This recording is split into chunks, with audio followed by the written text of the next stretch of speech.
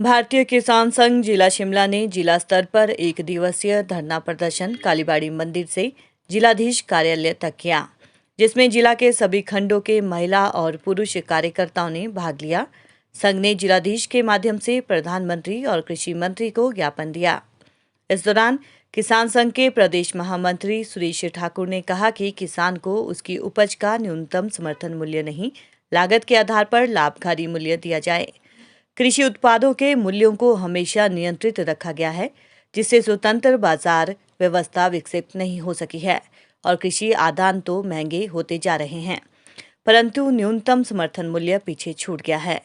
न्यूनतम समर्थन मूल्य तय होने पर भी मंडियों में किसानों की उपज उससे कम मूल्य में बिकती है। उन्होंने कहा कि केंद्र सरकार द्वारा अलग अलग प्रकार की कई योजनाएं चल रही है, लेकिन मुख्य विषय तो किसानों में अशांति का कारण बना हुआ है। किसानों को उनकी उपज का लागत आधारित मूल्य नहीं मिलता है।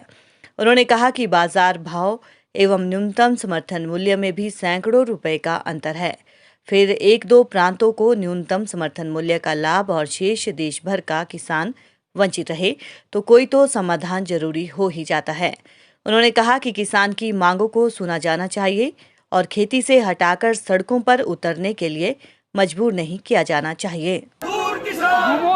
धरती गंगा गौ माता, कौन हमारे सुखदाता, धरती गंगा गौ माता बहने दो, को जीने दो, दूध की नदियां बहने दो। मूल्य किसानों को मिलना चाहिए पूरे देश भर में, चाहे वो फल सब्जी और अनाज उत्पाद और दलहन फसलों का जो उत्पाद होता है।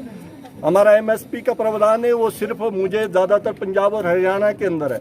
आप उड़ीसा और पूर्वोत्तर क्षेत्र में जाइए, लेकिन वहाँ पर एमएसपी का कोई मतलब नहीं रहता है। लेकिन आज किसानों की जो लागत है, किसी भी चीज़ पर प्रोडक्शन आप करते हैं, किलो सब्जी आप गोभी पैदा करें, उस पर जो लागत निकालिए वो लागत लिखा, उस पर लाभकारी मूल्य मिलना चाहिए किसानों को, फिर तो किसान खेती करेगा। वो देश के अन्न भंडार भरता है किसान, उसको अन्नदाता कहा जाता है। लेकिन सबसे बुरी स्थिति है, अभी आप सेबों के बारे में पीछे देखें क्या स्थिति हुई, वो तो उसका लागत जो लगी है वो भी पैसा नहीं मिला, मंडी एकदम गिर गई है, तो हालत हो गई। बागवान बेचारे, उन्हें तो बेचना है, वो कोई ऐसी चीज़ नहीं है, लोहा है या कोई धातु है जिसको रखकर हम उसको स्टोर कर सके, स्टोर नहीं कर सकते। वो तो तुरंत सब्जी और जो फ्रूट है उसको तो बेचना पड़ता है, किसान की मजबूरी है। इसके तर्ज पर मैं एक और सरकार से मांग करता हूँ, किसानों को अनुदान 80% अनुदान केंद्र सरकार और प्रदेश सरकार इस ओर ध्यान दिए कि सरकार को सीए स्टोर और इसके लिए मतलब जैम, जेली या एप्पल साइडर, एप्पल वाइन बनाने के लिए प्रोत्साहन दिए जाए। मैं जहाँ से बोल रहे, उन्होंने लागत पर आधारित लाभकारी मूल्य की बात नहीं की। आप ये देख लो, फिर ये सोशल मीडिया अखबार में ढूंढ के ले आओ आप।